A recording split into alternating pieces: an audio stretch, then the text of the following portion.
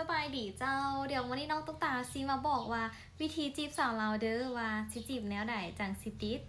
อันดับแรกเลยไอายต้องเลือกเบื้องก่อนว่าไอายนะมาผู้สาวเราวทางแขวงใดมีตั้งแต่ภาคเหนือฮอดภาคใต้แต่ว่าเห็นส่วนหลายคนไทยจะมาสาวเราวทางภาคใต้เนาะแต่ว่าน้องตุ๊กตาเป็นสาวเราวทางภาคกลางเด้อและวิธีจีบสาวเราวคือส่วนหลายสาวเราวเขาเจ้าจะแบบว่าเป็นผู้หญิงที่อ่อนโยนแน่นะทุกคน แล้วก็เป็นผู้หญิงที่ดุมันเฮ็ดเวียกเฮือนเฮ็ดเวียกซานเก่งแล้วก็สำหรับใครที่จะจีบสาวลาวก็คือจะต้องฮับในสิ่งที่สาวลาวเป็นให้ได้เนาะฮับว่าครอบครัวนี่เป็นแนวใดเนาะเพราะว่าคนลาวนี่สาวลาวสมัยเขาเจ้าจะมักจะฮักครอบครัวแฮงแล้วแบบถ้าแบบไผสิแบบสิไปจีบสาวลาวก็ต้องแบบฮักครอบครัวสาวลาวนำเด้อและถ้าหากว่าอ้ายสิจีบสาวลาวอ้ายบ่จำเป็นที่จะต้องว่าอ้ายจะต้องเก่งภาษาลาวดอกเพราะว่า อ่านว่าภาษาไทยคนลาวก็เข้าใจแล้ว อีกอย่างก็คือภาษาไทยเป็นภาษาที่คนลาวเข้าใจง่ายอยู่แล้วนะเป็นภาษาที่แบบเคลื่อนกับภาษาลาวมันคล้ายๆคือกันในเรื่องของภาษาและก็วัฒนธรรมน้ำแล้วอีกอย่างก็คือไอ้นะสิกินอาหารลาวได้บ่เพราะว่าถ้าเป็นแบบยุคชนบทเฮาเนาะแบบการกินอาหารการเฮ็ดอาหารมันก็สิแบบว่ามีความที่ว่าหลายเอกลักษณ์เพราะว่าแต่ละภาคของลาวเฮาน่ะ บางอย่างอาจจะคือกันแต่ว่าการอยู่การกินจะบ่ค่อยคือกันปานใดมันก็แล้วแต่ละภาคเนาะแต่ละพื้นที่เขาเจ้าก็เฮ็ดแนวกินแบบหลากหลายรสชาติแล้วก็หลากหลายแบบตามสูตรไผสูตรมันนั่นน่ะทุกคนเนาะแต่ว่าหลักๆเลยที่แบบสาวลาวเขาเจ้ามากินแฮงก็คือแกงหน่อไม้กับซุปผักตำบักหุ่งถ้าอ้ายแบบเป็นคนไทยแล้วแบบอ้ายบ่กินอาหารแบบนี้อ้ายอาจสิอยู่ยากน้อยหนึงเด้อ ถ้าแบบอ้ายสิไปอยู่อ้ายต้องแบบกินให้ได้แน่นะแต่ถ้าหากว่าอ้ายกินบ่ได้อีหลีก็คือสิได้กินคั่วไข่เนาะทอดไข่ทุกมื้อ เพราะว่าสมัยอยู่ลาวสาวลาวเขาเจ้าจะมันดุมันตื่นแต่เช้ามาเฮ็ดเวียกเฮือนเฮ็ดเวียกซานเนาะเฮ็ดเวียกเฮือนเฮ็ดเวียกซานนึ่งข้าวล้างถ้วยแต่งอยู่แต่งกินในการแบบใช้ชีวิตประจำวันเลยเป็นการแบบการเอาตัวรอดเท่านั้นทุกคนเนาะแต่ว่าสาวลาวนี่เขาเจ้าแบบดุมันแล้วก็เฮ็ดเวียกเฮือนเก่งแล้วก็เอาใจเก่งเอาใจเก่ง เอาใจเก่งแหงเนาะเอาใจเก่งขนาดเลยแมนถ้าแบบรวมๆเนาะแต่ว่าถามว่าสาวลาวดุมันทุกคนบออันนี้กะบอกเลยว่าส่วนหลายเนาะส่วนหลายดุมันเนาะแต่ว่ากับมีบางคนที่แบบเฮ็ดอย่างบ่เป็นก็มีสินะทุกคนมันก็แบบมีทุกที่ทุกแบบเนาะคนเฮาเนาะแต่ว่าถ้าสิถามว่าสาวลาวดุมันบ่ดุมันยอมรับว่า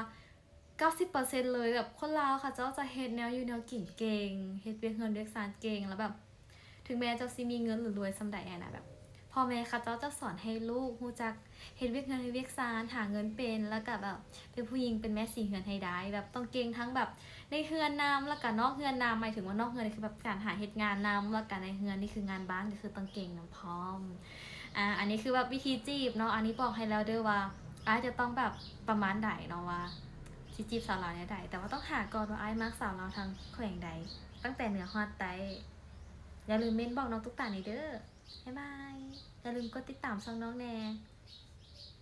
หนูต้องโดนพ่อว่าให้อีกแน่ๆเลยเพราะว่ามีพี่ FC ขอว่าให้น้องตุ๊กตาแต่งตัวอย่างนี้อีกรอบ คืออยากให้น้องตุ๊กตาใส่เสื้อตัวนี้แต่ว่าแบบเอาลงแบบนี้ โอเคหนูเอาลงแล้วแต่ว่าหนูเชื่อว่าพอหนูลงคลิปนี้ไปนะคะแม่ก็จะโทรมาบอกว่าโหคือแต่งตัวแบบนั้นก็คือแต่งตัวแบบนั้นก็หัวซ่านแต่น้องตุ๊กตาไม่ได้แต่งออกไปข้างนอกนะคะน้องตุ๊กตาแค่แต่งอยู่ในห้องค่ะ ก็คือแบบแค่ใส่อยู่ในห้องแบบอยู่ในห้องเรา มันเป็นส่วนตัวของเรา มันก็ชิลๆอยู่แล้วอะไรเงี้ยค่ะ ก็เลยแบบไม่ได้ซีเรียสอะไรมากค่ะทุกคน แต่ว่าเห็นหลายคนชอบ แต่ว่ากางเกงช้างน่าจะไม่ได้นะคะอุ้ยแต่ว่าสวยอยู่นะคะเนี่ยมีหรือว่าเป็นที่หุ่นหรือเปล่านะก็สวยอยู่ว่าปลายงามอยู่แดงเบิ่งไหมแต่ว่าไปคิดแล้วคิดอีกว่าอีพอต้องว่าให้แน่นอนว่าเฮาไซด์อย่างสิอีพอต้องว่าให้แน่นอนจริงแต่สวยจริงนะคะแบบลงมิสแกรนด์นักศึกษาปฏิพิมพ์งามๆตึกตึกตึกโอ้ยสวยเอลซีถามว่าน้องตุ๊กตาสูงเท่าไหร่น้องตุ๊กตาสูงประมาณ165164 65ค่ะน้ำหนัก49 50ค่ะน้ำหนักประมาณนี้นะคะแต่ก็ยังดูผอมๆหนูอยากอ้วนกว่านี้นิดนึงอยากแบบให้แบบมีน้ำหนักกว่านี้นิดนึงนะคะใช่ อยากให้สูงกว่านี้อยากสูง170น้ำหนัก55ก็โอเคค่ะอะไรบ๊ายบายค่ะไปละอย่าส่งคลิปนี้ให้พ่อหนูนะคะ อากาศเริ่มหนาวแล้วได้หาแฟนได้แล้วอ่ะคันที่ตั้งใจหาแฟนทนะน้องตุ๊กตาคิดว่าตั้งใจหาเงินเก็บเงินไปซื้อผ้าห่มมาดีก่อนบ่อากาศมันเริ่มหนาวแล้วอ้ายคันจะสิหาแฟนทนะปีหน้าเจ้าอาจจะยังบ่ทันได้แฟนคันฉันน่ะอ้ายตั้งใจหาเงินไปซื้อผ้าห่มมาห่มให้อุ่นๆดีก่อนเนาะคันอ้ายที่ตั้งใจหาแฟนทนะอีกโดนบางเทื่อแฟนอ้ายหรือว่าเนื้อคู่อ้ายอาจจะยังบ่เกิดก็ได้เพราะว่าน้องตุ๊กตาเองก็ยังบ่ทันมีแฟนคือกันน้องตุ๊กตาพยายามหาแฟนอยู่มันหาบ่ได้เคยคิดว่าตั้งใจสิหาแฟนแล้วคิดไปคิดมาว่าตั้งใจหาเงินไปซื้อผ้าห่มดีก่อนจักสิอุ่นก่อนแฟนทำบุญอุ่นดอกเนาะมาบ่คนมีแฟนบ่ฮู้ดอกว่าการเป็นโสดมันเป็นแนวใดแม่นบ่การเป็นโสดเฮาแบบห่มผ้าห่มนอนเบิ่งหนังนอนดีก่อนพอมีแฟนไผก็มีอยู่แล้วแฟนนี่ในห้องไผก็มีแฟนอยู่แล้วมันบ่แบบนี้บ่ต้องไปหาดอกแฟนอันแบบโอ๊ยเหงาเด้อากาศหนาวแล้วสิหาแฟนทั้งใดมากอดก็ตัวเองหั่นก็ตัวเองก่อนโลดซื้อผ้าห่มหั่น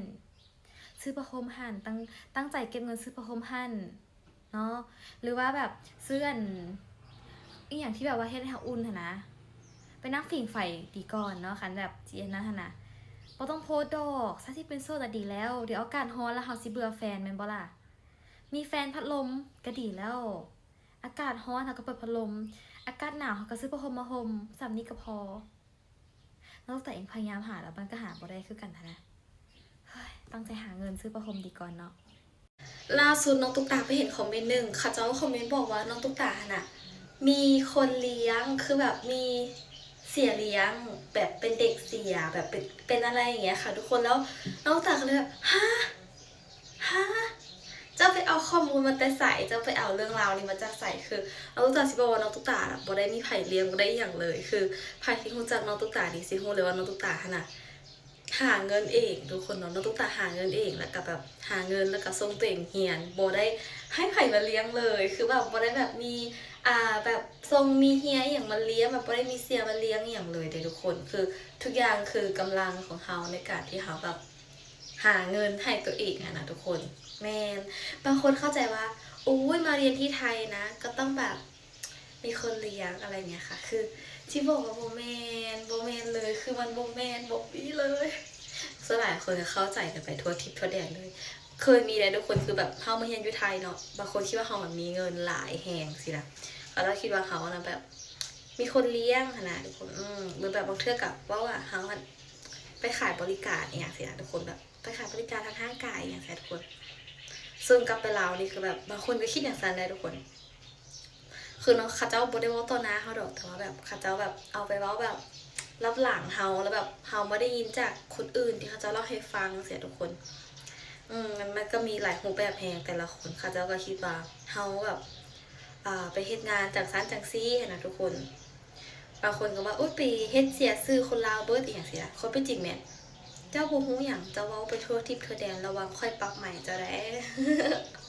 บางคนเว้าให้แบบหลายอย่างแบบทางบ้านเฮาสินะก็เลยคิดในใจว่าระวังเด้อกฎหมายก็มีเด้อสินะกฎหมายก็มีเด้อการที่เว้าคนอื่นซุ่มที่ซุ่มหาสิแบบมันก็บ่ดีนะทุกคนเพราะเราลูกแต่อีกบ่ได้เว้าให้ไผแล้วก็การที่มาเรียนต่ออยู่ไทยมันก็คือแบบความตั้งใจของเฮาเนาะแล้วมันก็เป็นความสามารถของเฮามันก็เจอแบบหลายๆคนรูปแบบที่เขาจะว่าให้เฮาว่าจังซั่นจังซี่แบบคิดว่าเฮาแบบคือสิแบบบ่มีปัญญาหาเงินบ่แบบว่าให้เฮาแบบหลายๆอย่างหลายๆด้านสินะแต่ความจริงเฮาก็แบบพยายามผลักดันตัวเองตลอดในเรื่องของการเรียนในเรื่องของการซัพพอร์ตหรือว่าเรื่องของการหาเงินซึ่งเฮาแบบบ่ได้ขอเงินพ่อแม่ด้วยซ้ำในการมาไทยบอกเลยว่าตั้งแต่มาไทยคือแบบน้องลูกตาบ่เคยแบบขอเงินพ่อกับแม่มาเลยมันคือความตั้งใจของเฮาที่แบบเฮาอยากจะมาอีหลีนะเพราะตอนน้อยเฮาก็แบบมักเบิ่งสื่อไทยอย่างอยู่แล้วแบบมักเสพสื่อไทยเบิ่งหนังไทยทีวีไทยมันก็เลยเป็นความฝันของเฮาที่เฮาได้มาเนาะถึงแม้ว่าสิมาเฮ็ดเวียกหรือมาเฮ็ดงานอยู่ไทยเฮาก็แบบบางคนก็บ่ควรจะไปบอกคนอื่นแนวนั้นนะน้องลูกตาก็เจอมาหลายอย่างอยู่ตั้งแต่มาไทยแต่ก็บ่เป็นหยังเฮาพึ่งพาตัวเองได้เฮาเชื่อว่าเฮาเก่งแล้ว